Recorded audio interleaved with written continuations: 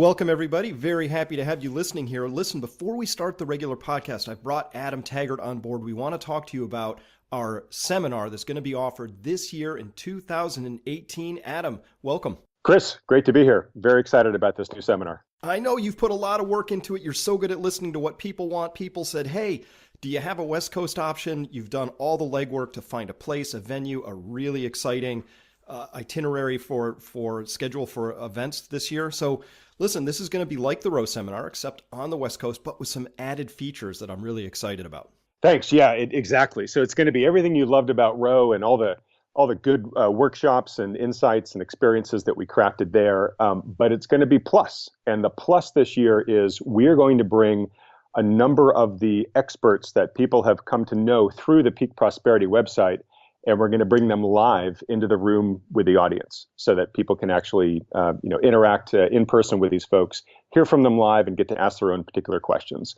So just a quick dial through some of the folks we've lined up so far. We've got Charles Hugh Smith, who will be speaking with us about the economy and solutions that we need to pursue, both as a society and individuals.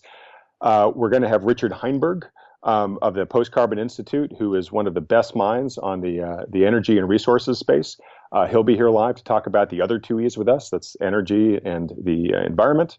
We're going to have the folks, Paul and Elizabeth Kaiser, the folks from Singing Frog Farms, here to talk about their pioneering and award-winning approach to sustainable agriculture.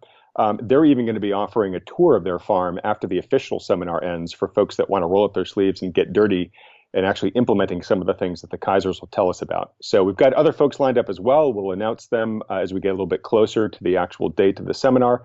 But we're really, really excited for this sort of enhanced experience we're putting on this year. That's the plus. Those are the experts. And of course, the stars of the program are going to be the people who show up. Oh, it's my favorite part, Adam, is meeting all the incredible people who do show up to these things.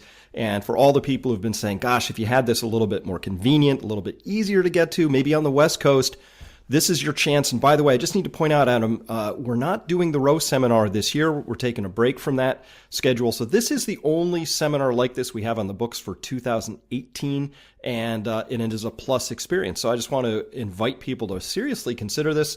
And it's going to be in your hometown, which I'm pretty excited about. Tell us about Sebastopol in May. Sure. Sebastopol in May is a wonderful place to be. Northern California has great weather, and in May, it's really the peak of the best part of the weather season. Everything's still green, very comfortable temperature. The rains have stopped, hopefully a few months before that, so it should be absolutely perfect. And yeah, to your point, Chris, a couple of things about Sebastopol that I think folks are really going to like. One is it's in the heart of Northern California, and it's a real destination. So Row, as you know, is a bit of a remote place. Very pretty, very bucolic, but not a lot to do around there besides go to the seminar. Out here in Northern California, we're in the heart of wine country, vineyards galore, the heart of the food to table movement, wonderful restaurants here serving great fresh foods. We've got the coast just about 15 minutes away. So wonderful California coastline there with all that entails. We've got the redwoods, we've got the Sierras not that far away. So if folks are coming, there's a lot to do besides just the seminar. Maybe stretch the trip out a bit, bring your family, and it's a place where everybody, I think, can have a really great time. Oh, absolutely. Every time I've been there, I've always found new things to do. So for those of you who want to come, and maybe you have family members who want to travel with you, but maybe not attend the seminar, this really helps split the difference on all of that for you. Yeah, exactly. So we're going to be offering it in downtown Sebastopol. There's a lot of great eateries and as I mentioned, with all the vineyards here, there's lots of wine tasting, organic spirits to be tasted, microbrews, apple cideries, incredible restaurants. So it's a great place for folks to come, with their families. But also, to your earlier point, Chris, about the attendees being the stars. I couldn't agree more. And what we're doing this year to really foster time for the attendees to get to know one another is we've created a lot more space in the evenings for folks to get together, whether in an organized or informal way, to strengthen those bonds, get to know each other personally. As I mentioned, there's tons of restaurants and places to go out and enjoy yourselves to have those conversations and interactions. But we'll be organizing a few ourselves because this is the 10th year anniversary of the creation of the crash course, which you know better than anybody else. So we've got a lot to celebrate for that by itself, but also it's going to be Cinco de Mayo. So there's going to be a lot of partying going on anyways, and I think it's going to be a really fun, festive atmosphere. And of course, since I mentioned Cinco de Mayo, I just should specify for folks the actual dates of this seminar, and it's going to be May 4th through 6th. So that's a Friday through a Sunday.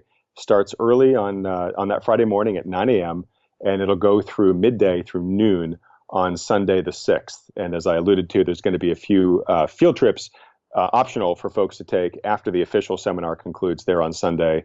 Going to Singing Frog Farms and walking the property with the actual farmers is going to be one of those opportunities, but there'll be several others as well. Absolutely. So this has all the usual benefits of our row seminar and more. And so the actual benefits people can enjoy in this are just meeting all the other people, getting level set and regrounded in the material, and having conversations with all the amazing people who show up around how you're not crazy and how the world really is unfolding. It's great to be around people who think similarly, and it's not an echo chamber, a lot of diversity of opinion, but curious people. It's one of my favorite times of the year because we really get to know each other, and I'm really looking forward to that. So, Adam, you've done a lot of work putting this together. It's just an absolutely great agenda. So for people who want to see that, want to find out more, Adam, where should they go on our website? Help them find out more here. Sure. To make it super easy for folks, just type peakprosperity.com/seminar into your web browser, and you'll go to the page that has all the information on the seminar, including links on how to register. And one quick note, we are providing early bird pricing this year. We were able to make that happen. So you'll actually get a price discount if you register for the seminar before the end of January.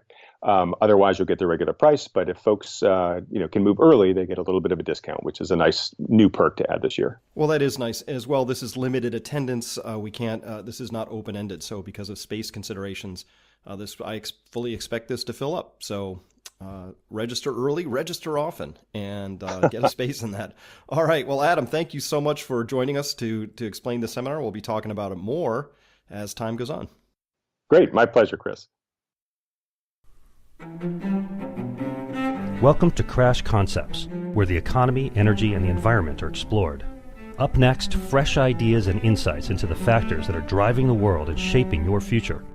Presenting information you can't afford to live without, here's Chris Martenson. Welcome, everybody, to the very first Peak Prosperity podcast of 2018. I am your host, Chris Martenson, and it is January 3rd, 2018. Now, before I begin, I need to note that 2018 marks the 10th year anniversary of the Crash Course, the very first chapter of the online video series called The Crash Course. That went up in May of 2018, and as Adam and I have already mentioned, there will be a Peak Prosperity seminar in May of 2018 to mark that anniversary. That will be out, as we talked about, in Sebastopol, California.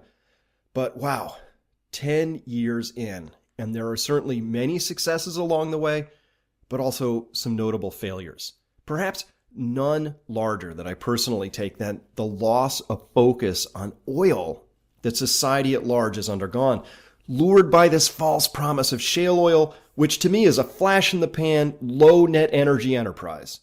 Many people have wrongly turned their attention away from energy and the role of energy in creating everything that we either hold dear or take for granted.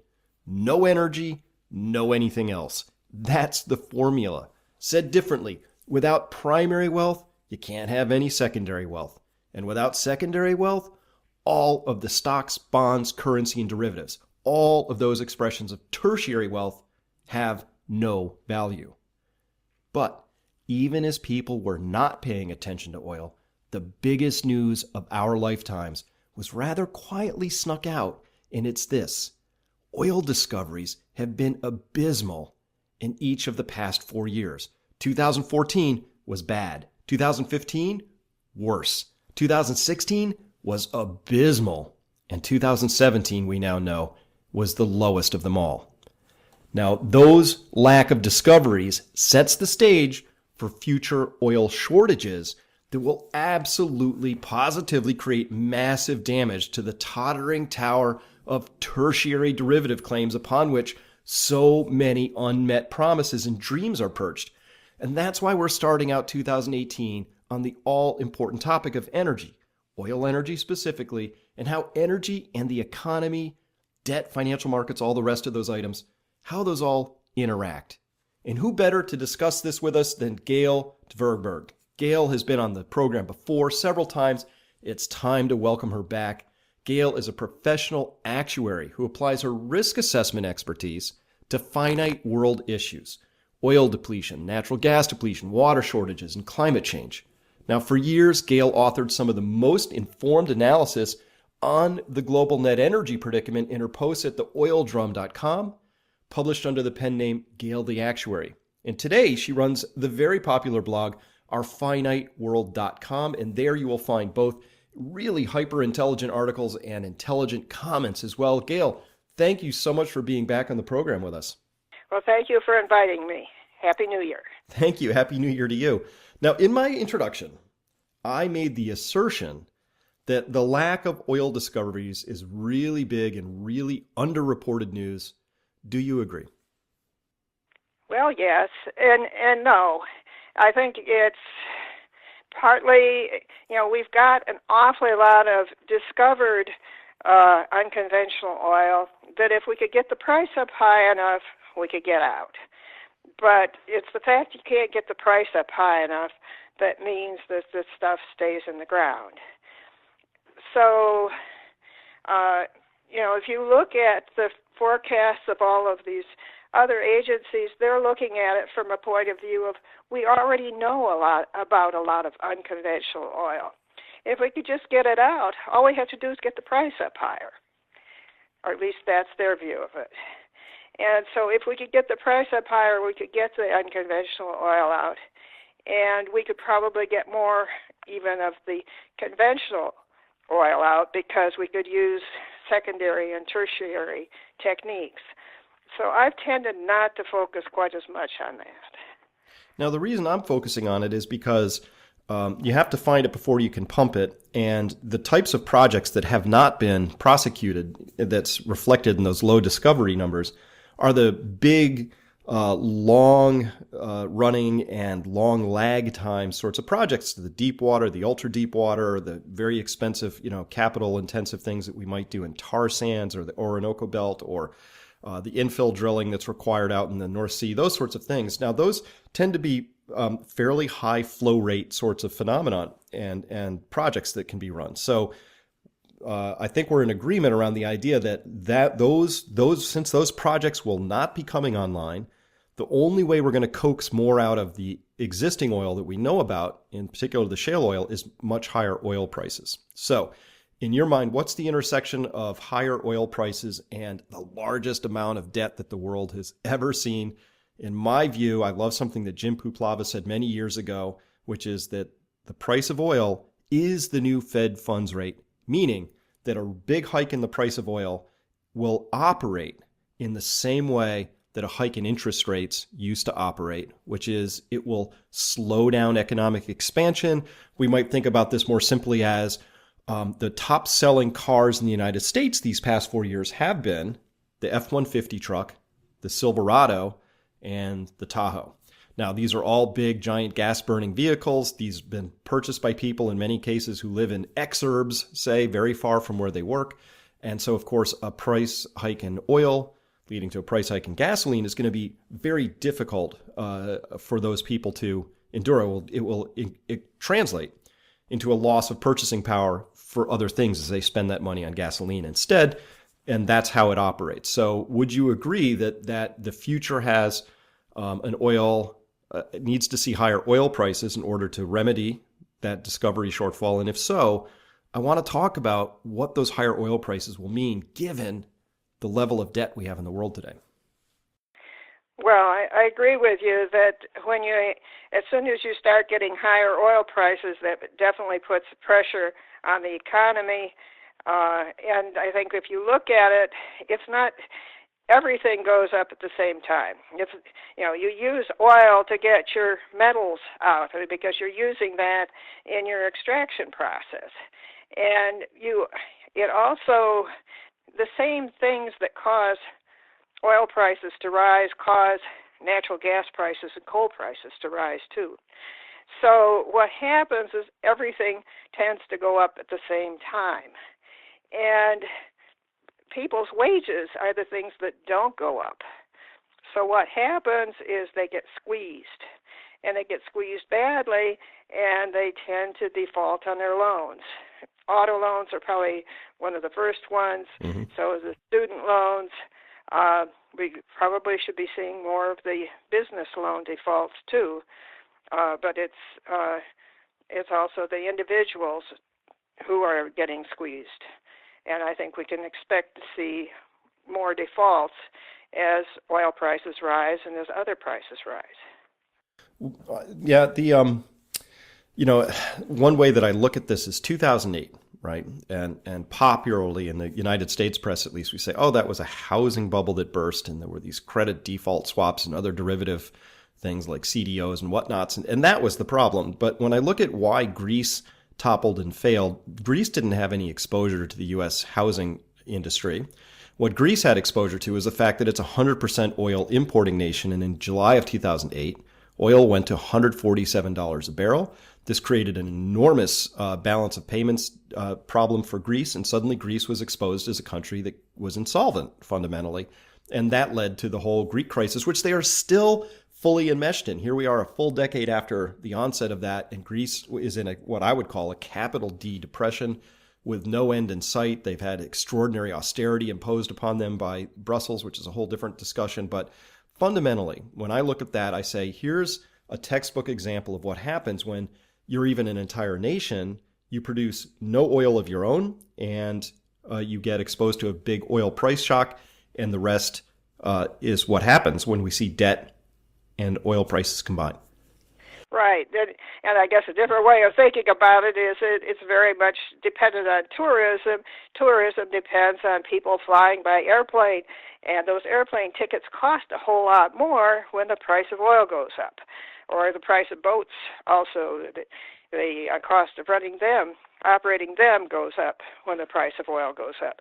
So Greece was very much exposed to rising oil prices because it is such an oil-dependent nation.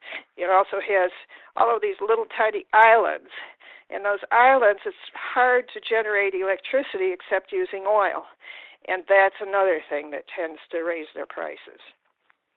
Anyhow. But that's part of the reason why Greece is in such a fix. Well, absolutely, and that would be sort of my prediction going again. Now, we're going to see this again, and it's my view that these aren't just the worst oil discoveries. It's not like the headline for 2017 said, "Wow, we haven't discovered this small amount of oil since 1940." But the truth is, in my data series, Gail, I cannot find any 4-year period. I couldn't find any 3-year period, but 4 really cements this. That is this low in the entire history of my oil database, which goes back to the 20s. So this is the worst 4-year period of discovery. And so we have to believe one of two things is true. Oil companies have been wasting a lot of money trying to discover oil. And turns out that was an unnecessary enterprise that they, for many, many decades running, just were wasting money on. Or it does matter. And so when it does matter, we're going to see oil shortages in the future. And under that scenario, we will see oil price spikes. And this is why it's so important to talk about energy and the economy because of that linkage. I know it gets a little, it's tricky with the prices and all of that and how much debt there is, all that. But let's just back up for a second. You do a lot of research and develop charts showing what appears to be a very tight linkage between the economy and energy, or GDP growth and energy consumption. What's the relationship there as you've determined it? Well, I think of the situation being kind of like a bicycle. You have a front wheel and a back wheel. And actually you probably have the frame as well. Mm-hmm. And the debt is the front wheel. It's what pulls it forward and makes it go. And the frame is all of these technologies that allow you to use this energy. And the back wheel is the actual energy itself. And in order for the economy to keep rolling along, you need to have this whole bicycle operating properly. And once, if you don't have enough debt pulling the bicycle forward, the bicycle tends to fall over just as your bicycle would fall over if you stopped, if you slowed it down too much. But it needs the energy for the back wheel as well, and it needs additional technology, and of course it needs the buyers for all of these goods and services, and they have to have enough money to be able to afford things. And usually the way you get that income down to the buyers is through debt. That businesses borrow some money and they use that to hire workers, or governments borrow money and they use that to pay Social Security payments and such things. And it's this debt that enables this whole process. Well, I want to get to debt in just a second. The charts, as I see them, on one axis, we have GDP growth. On another axis, there's energy consumption. And it's not like this is a scatter plot where we have to squint at it and say we think we see some sort of relationship. These two things come together into a series of dots that you can draw a darn straight line through and get it's a very, very high degree of linkage between the two, meaning that however many more units of GDP you're going to get, you can see that it requires a few more units of energy consumption. And so it's a really, I have not come across, Gail, in my economic research yet, any tighter data series than this one. It seems pretty robust. It goes back many, many decades. And it simply says that economic growth requires growth in energy consumption. Would you agree? Yes, very much so. So that's something I'm interested in. Before we get to I think the really interesting part, which is what this means going forward, and we have to understand that in terms of per capita energy consumption, and then we'll get to debt as well. So bookmarks on both of those. There's this idea of decoupling. I read about it all the time, and I want to know if you have any evidence of decoupling, decoupling is the idea that as we get more efficient or we increase productivity in economic parlance, that we will end up with more units of economic output for a given unit of energy consumption. And if we were talking about this chart, which has a really straight line, dots between energy and economic growth, decoupling would say we would see some wobble in that line, that over time it would, depending on how we oriented our axes, we would see us getting more units of GDP for a given unit of energy. That is, the line wouldn't be straight anymore. It would begin to flatten in whichever direction you've drawn your axes in your brain. But that's what we would see. We would see this decoupling. Gail, do you have any evidence of decoupling in your data yet? Well, we've got a couple of places where things looked like they got better temporarily. We'll say in the 1970s, we went to some smaller cars. We took our oil-fired furnaces and we replaced them with something else, at least more efficient furnaces. So there was some places where we used a huge amount of debt and we managed to get a little bit of what could be interpreted as decoupling. But what I've noticed, when we get something that looks flat, it's not a good situation. The flat per capita energy use is something that happened between about 1920 and 1945. Well, that wasn't a real good period of time. You had the Depression. This is what you get with flat per capita energy. We had later on there was a flat period, which indirectly resulted from the greater efficiency of these automobiles and such things. So we really didn't need quite as much oil. But that was when the Soviet Union collapsed. So, there's indirect effects.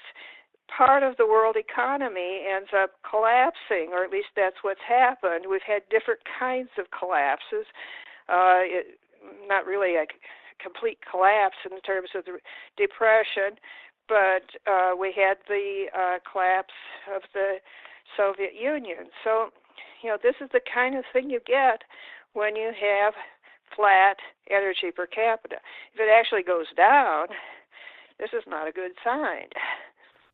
And so let's talk about why energy per capita, if that's going down, that's not a good sign. And by the way, one of the charts that I've got that I've been talking about for a while that I think is really relevant and important. There's a mystery out there. Here's a mystery, an economic mystery, which is, gosh, today it seems like people have a hard time getting by on minimum wage. In fact, it's impossible as far as I'm concerned. In fact, 2 wage earners earning minimum wage, not enough to support a household in a lot of communities and most major cities.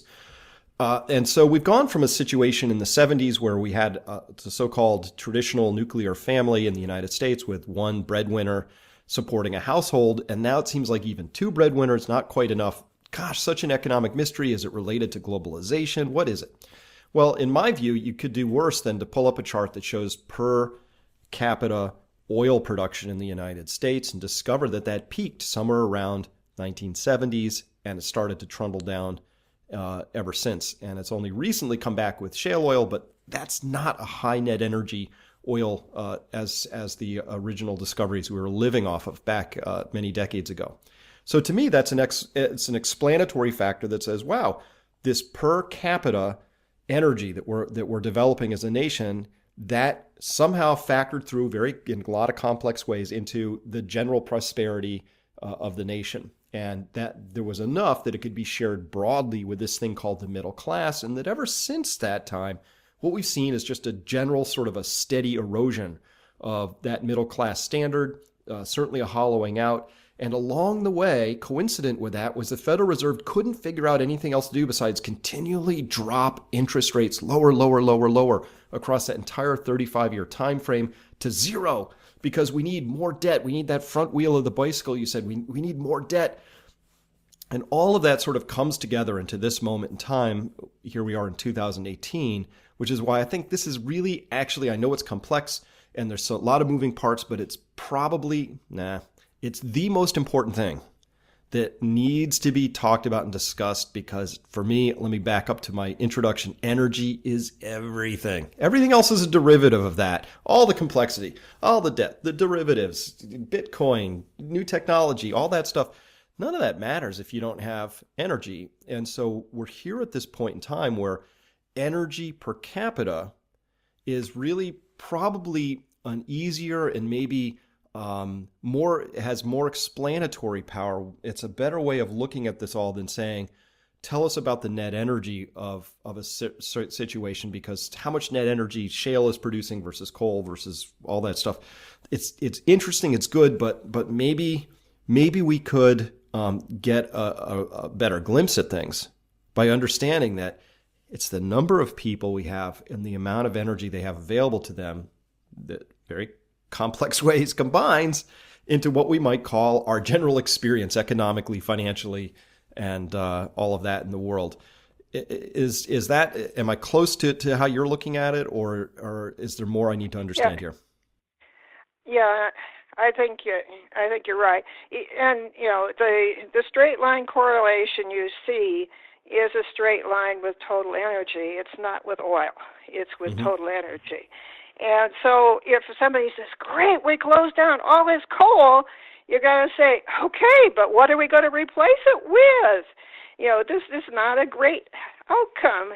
It's pretty much equivalent to not discovering oil. I mean, maybe it's worse, because even if you voluntarily shut it down, the economy needs energy to grow. And it needs, to get jobs, we need energy. They depend on energy. Your employer wouldn't be able to hire people if they did not have fairly inexpensive energy. So, I think this is a thing that people sometimes miss. Mm-hmm. Yeah, and so not just people, but economists. Like, I don't know of any mainstream economists that have really factored in the idea of energy at all at this point. They just have this assumption that the lowest be more. And, oh, look, there's all this shale oil. But, of course, once you peel back the shale oil story, you discover a number of kind of uncomfortable things, including the data that in no year running since 2008, which encompasses a very wide range of both financial conditions and oil price circumstances, with oil over 100 and under 30 and everything in between. And under none of those years has the shale oil industry returned positive free cash flow. In every possible regime, it's been a money burning enterprise. And that's okay as long as there's more and more debt that's willing to be sort of thrown into that, and you've got enough liquidity so that people don't know what else to do with it, and so they'll support the equity issuances of these companies. But anyway, hundreds of billions of dollars have been thrown at this, and none have been returned yet. So I think that that's a really false promise at this point in time. I think that there will be a lot of discovery around the idea that a money-burning enterprise is not a healthy one at heart. I think shale could be a money-generating enterprise, Gail, but at prices that are a lot higher than this.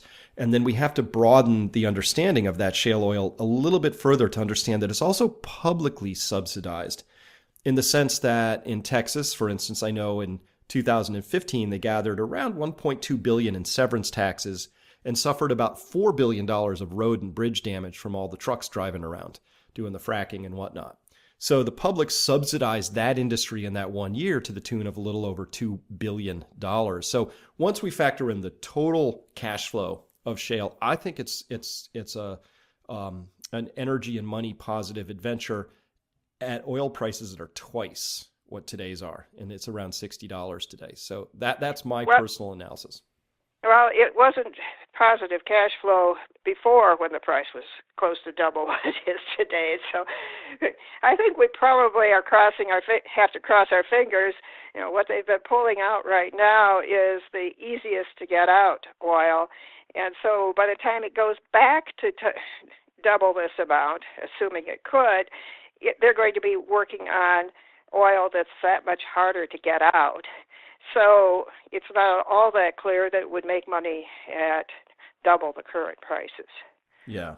And in fact, it's the reason they have been negative cash flow through every regime is because as the price of oil goes up, so does the cost of getting it out of the ground because of normal economic pressures, such as, supply shortfalls of workers, and sand costs go up. And as the price of oil goes up, all derivatives of oil go up, which includes the steel used to produce, needed to produce the piping and all that stuff. So you're right. It's an open question mark as to whether, if oil actually goes up in price, whether or not this will be a money-making enterprise. It might be that it's not. It might be that there's no combination of factors that will allow shale to actually be a money-making enterprise. And so that brings us to something we bookmark, which is this idea of debt, this front wheel of the bicycle, as you said. Now, our economy, it's intricately wedded to the form of money we've adopted, and that money's debt-based. Every unit of currency, be that a euro, yuan, a yen, dollar, doesn't matter, all of them are loaned into existence. And therefore, what we can say is that all of our money is backed by debt. Debt is therefore, it's a claim on future money. We borrow money today and we back it with debt, and then we pay that back later. So Gail, those claims on the future have been compounding at a faster rate than the economy for nearly 5 decades. And zero mainstream economists see any problem with that. Do you? Well, what we really live on is what we pull out of the ground each year in terms of oil or coal or natural gas or whatever. And so what we have is just what we pull out. Now, you point out that what we're doing is we're making claims on the future from debt. We could do it a couple of different ways, which are pretty much equivalent. One of them is that we could sell shares of stock. Now, this isn't what we call debt, but it has the equivalent effect, because what you're saying is I'll pay you dividends and you're going to get a higher price in the future, and that somehow or other this is a different kind of claim on the future. And there's a second way besides the debt, and that's government promises. You could say, when you retire, we're going to give you Medicare, we're going to give you Social Security, we're going to do all these good things for you, but we don't actually set it up so that it's a liability on our balance sheet. So while it's a promise, there's no debt associated with it, because tomorrow Congress could vote and say, well, we decided to get rid of Social Security and Medicare, and so there's no liability there. So there's a lot of ways that the same thing results. I know debt is the one that people look at and say, oh, this is just terrible, but in fact shares of stock and government promises are the same things. They all have the effect of promising more and more future stuff, which unless we really have more future stuff, we cannot actually make good on these promises. Well, thank you for making that point, both those points, because I support them just wholeheartedly. One is real wealth is the stuff we pull out of the ground. And, whether that it begins with energy, because without energy, it's very, very difficult to mine anything or grow anything. So one of the other derivatives of a higher oil price is higher food prices, because of the degree to which fossil fuel energy is so intricately wedded to our current way of farming, which involves creating nitrogen through a Haber-Bosch process, and then using that nitrogen to put it into soils that have been fundamentally depleted of nitrogen, and then harvesting that and bringing that onto a plate and flushing the result out into the ocean eventually, is the model. So as we look at this, it's really important to understand the time series in all of this. So yeah, the original source of wealth is the stuff in the ground. Obviously, you can't get more and more and more out forever and ever and ever. That's called infinite growth on a finite planet. Bad model, doesn't make sense. But what you're noting here is that debt is a claim on the future. Yeah, but so is equity, issuing shares. Yeah. That's a claim on the future, and so are government promises. And we've been seeing those promises already, buckle, in some cases fracture, under the weight of 0% interest rates have destroyed pensions. It's really ruined the idea of future compounding and growth. We already see the troubling warning signs there, but when we add it up, we really have to say, look at all these, everything's a claim on the future, and we have all these independent, very large things, any one of which is too much already. Too much debt claiming on the future, too much equity claiming on the future, too many promises. Combine all of that, and we have too many claims. Even think about a health insurance program. If you have some kind of a program where you could somehow or other make everybody live to be 100, but it's going to cost you $10 million per person, and we're going to charge everybody health insurance premiums for that. The catch is you can't really afford it. You end up with a health insurance program that is a promise of future benefits, which is not affordable, and it in a way becomes just like all of these other things, the Medicare and the Social Security, but it becomes a promise of some kind of a benefit that's just not payable with what we actually have available. So how do you, in your mind, when you look at this, a lot of your writing is around this idea of intellectually saying, hey, people, here's some data. Look how this data, comes forward. This was a really interesting period humans came through.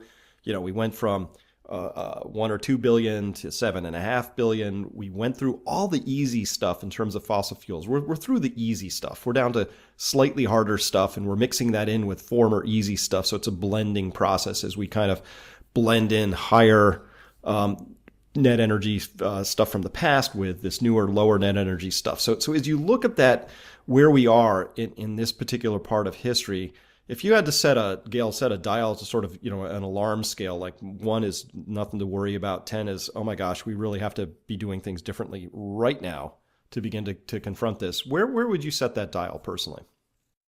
I think that once we left $20 a barrel oil, we had problems. Mm-hmm. We had to add more and more and more debt, more and more promises to try to cover up the problems. And, when we took our eye off the ball, when we started lowering our sights and saying, oh, but maybe it's okay if it just sort of It's not really a substitute for oil, and if it's kind of expensive, and well, we could probably get along with that.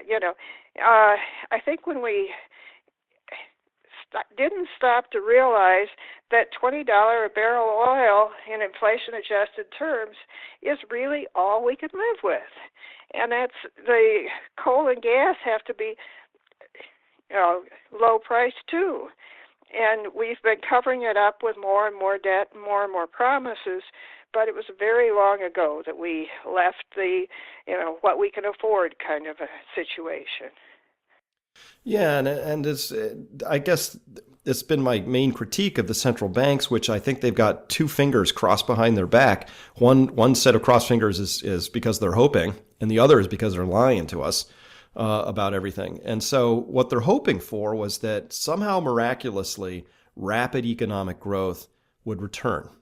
And so under this model you've just described, once you leave $20 a barrel oil in the past, with coal and natural gas being derivatives of that price of oil, that once we left that in the past, the form of growth that we got addicted to during the heyday of high net energy or high per capita energy, that growth was no longer possible. So we took actual organic growth that was fundamentally based and rooted on the idea of people organizing around economically extractable resources, energy, and then everything else. And we replaced that with using debt as sort of a whipping, a horsewhip to just keep everything going.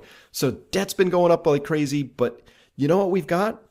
This last 10 years, Gail, are the lowest 10-year average global growth economically of the past 60 years. It's a really bad 10-year stretch. And so you're saying maybe we can understand that by just looking at the price of energy. Yeah, it has to be really cheap, and we have to be able to grow it really fast to keep the whole system going. Mm-hmm. And it's not affordable unless it's down under $20 a barrel. And we lost sight of the fact that you have to keep the cost low enough. I think what happens over time is that the cost of energy products has to go down. We become more and more efficient at using the energy we have.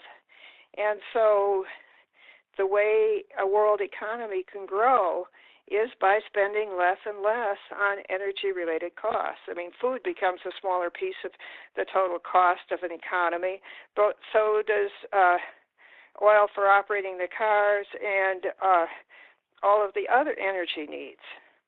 But this is a long-term pattern, is a lower and lower cost, so that other parts of the economy can grow. Well, now people like to have hope, and right around now, I'm sure some people are thinking, hey, this is good news, Gail, because the price of solar has been dropping like crazy, and so is the price of wind power. So when I say alternative energy, I'm talking solar and wind. I don't want to talk about hydro, separate topic, all of that. So alternative energy, solar and wind. Do you see those as really viable replacements at this stage for the fossil fuels that we've been living on? No, I think they're close to worthless. People have not stopped to figure out that intermittent electricity doesn't do much for you. In fact, it wrecks your system. It wrecks the pricing system for the electricity. And they haven't stopped to figure out that you really have to make it dispatchable. You really have to make it not intermittent and fit in with the rest of your electricity production. What it tends to do is push out the types of electricity production that you really need to run your electrical company. And so what happens is your nuclear power plants say they need subsidies, or they will go out of business. And that's right, because you can't pay them negative amounts for the electricity they create. And you get the same problem with coal. You get, I think it even artificially reduces the price of natural gas. So there's really a real problem for the electrical grid. And people have not stopped to figure out that you just cannot run your system on these things, intermittent electricity. Well, as well to that, one of my favorite videos is it's a beautiful video. It's a time lapse of a wind tower going up. And what I like to do when I watch this is just see if I can spot any place where fossil fuels might be silently embedded in this. And the first thing you see are these giant Cat D9s show up to sort of level a space, and then the backhoes show up to dig out a spot, and then that spot dug out is where they're going to put in the 100,000 pounds of steel into a multi-ton concrete base. And of course, concrete is formed from cement, and cement production requires usually it's either natural gas or coal that provides the heat that reduces the lime to create the concrete, the cement mix. On and on and on. Every single part of putting that wind tower up was an expression of either diesel, coal, or natural gas at some point along the way. And then it produces electricity. And my observation about that is that's cool, but it's only great if you use the electricity from that wind tower to manufacture entirely all the components for the next wind tower that's going to replace that when, not if, when it finally becomes obsolete, it falls apart, it's no longer worth maintaining, whatever happens, right? And we don't have any closed loop system like that. And I don't see any plans for that at this point. I see people loving the idea that we can start to park these wind towers around and claim, wow, look at the cost of the electricity that comes from that.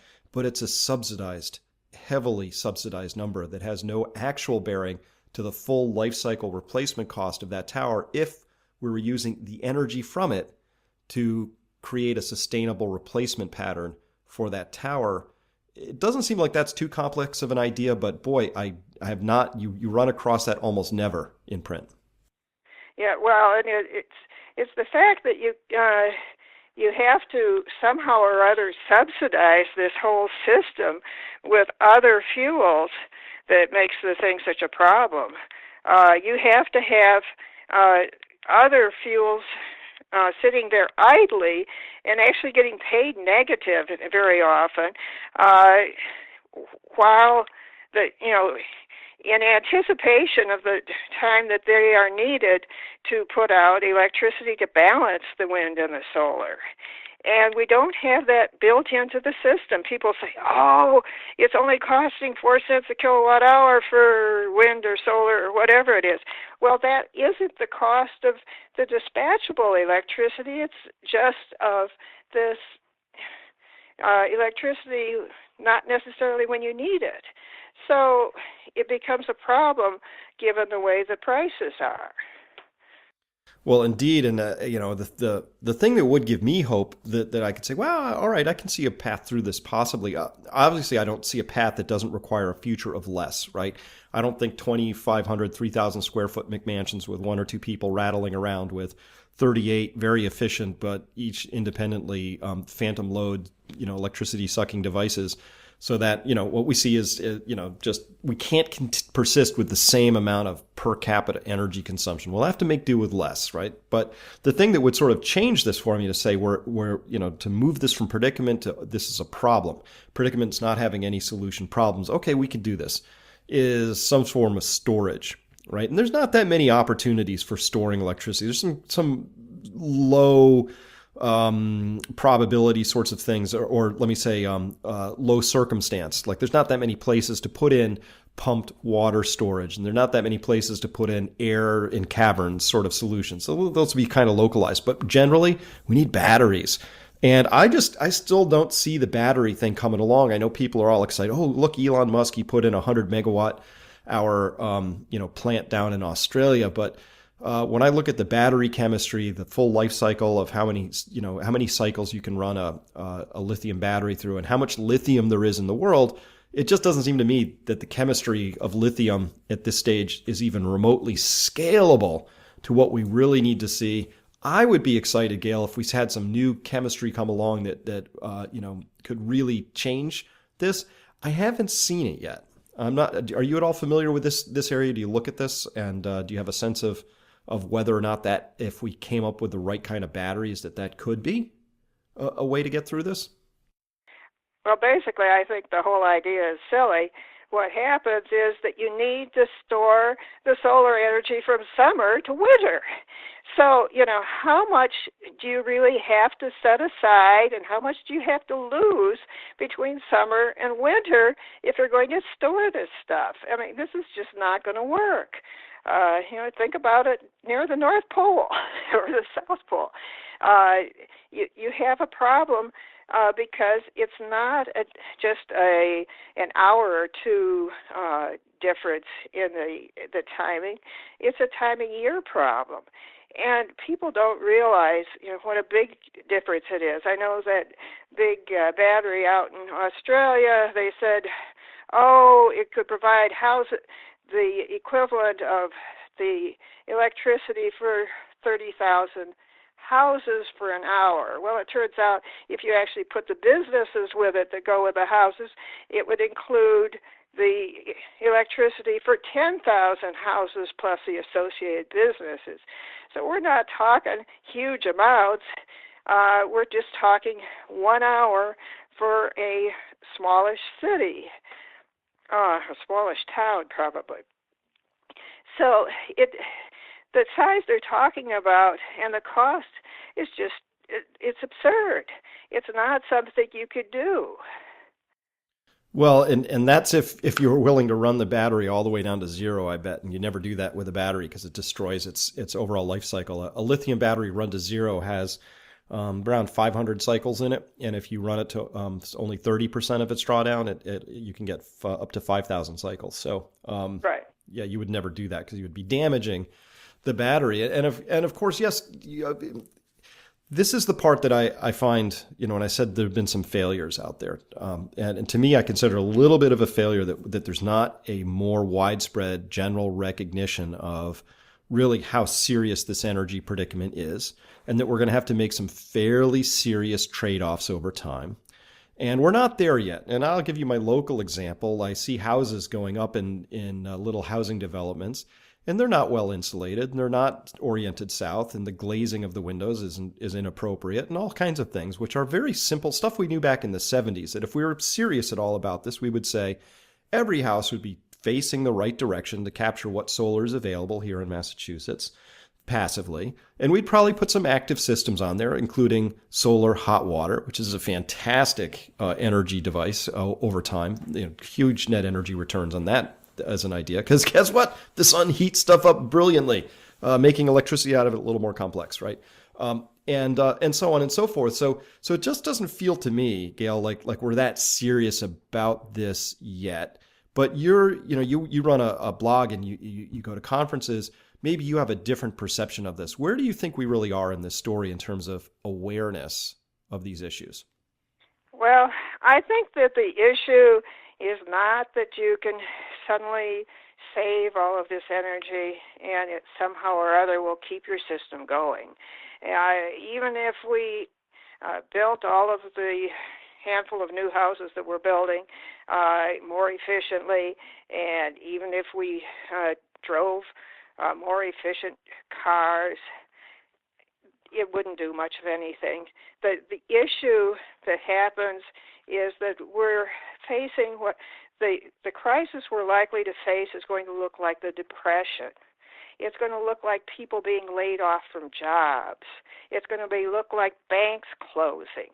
It's probably going to look like low oil prices, low natural gas prices. And it's going to be that kind of a crisis.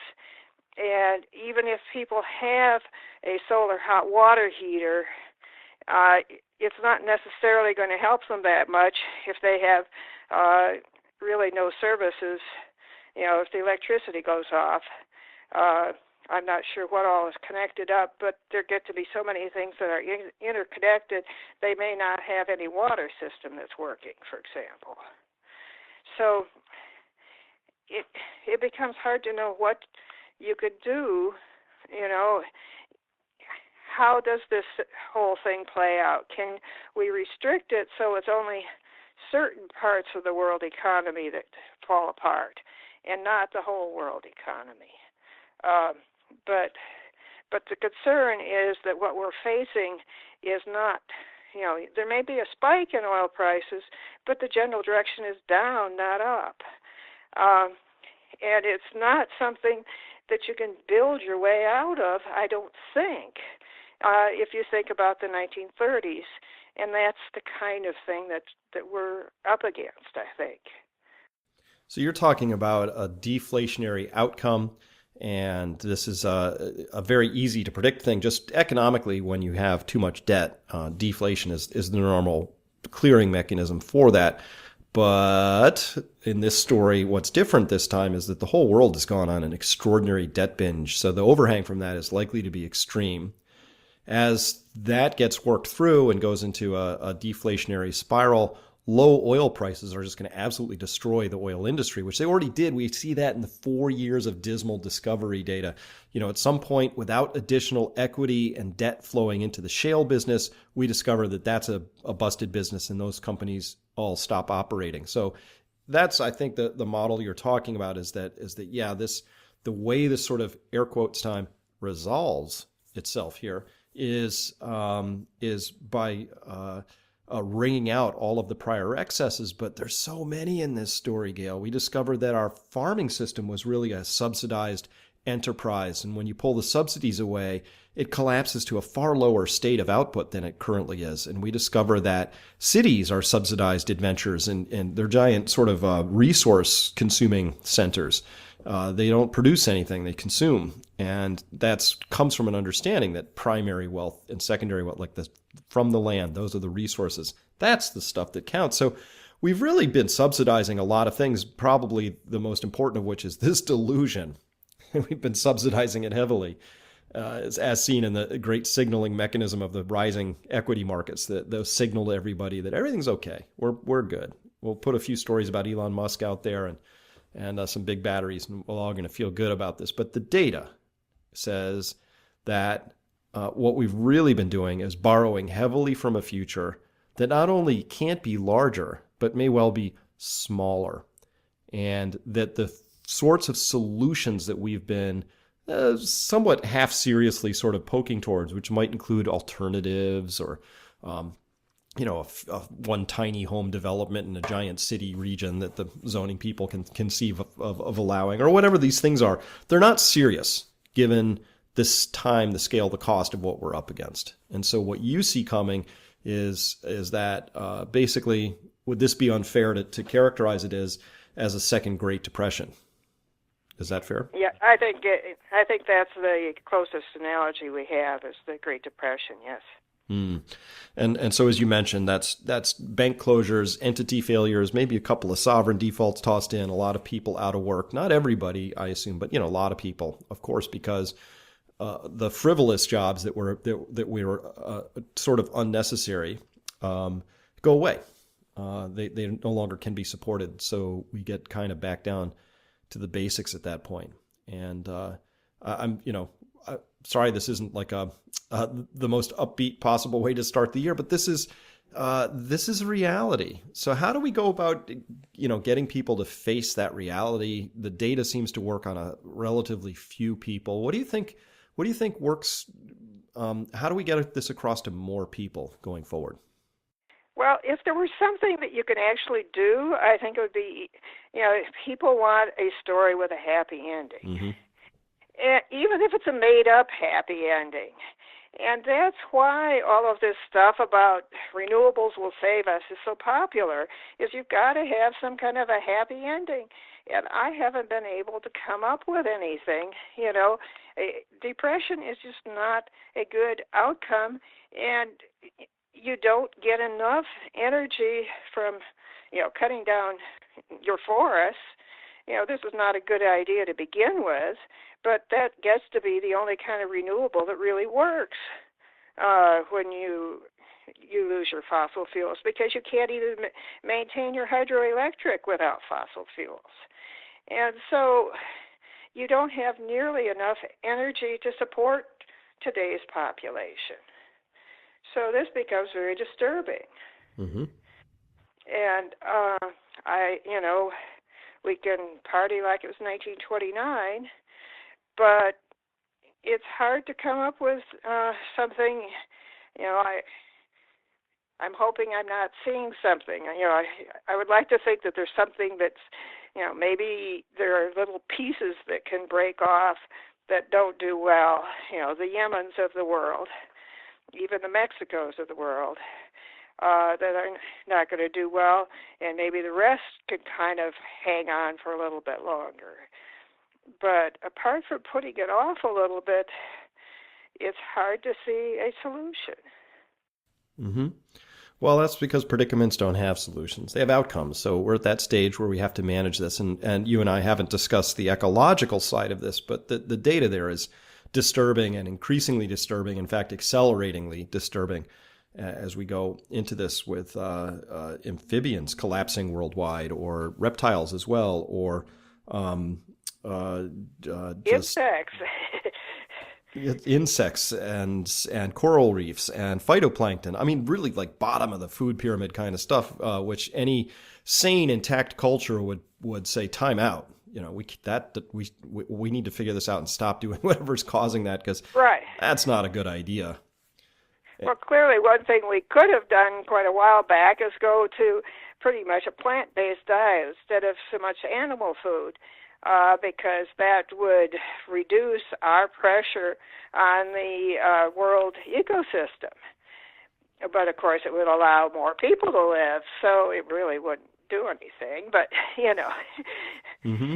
It would allow the population go from 7.5 billion to whatever, 9.5 billion or something. Yeah. But that would be one way. I mean, I think that would be a more likely way of reducing pressure on the system than wind turbines and solar panels, for example.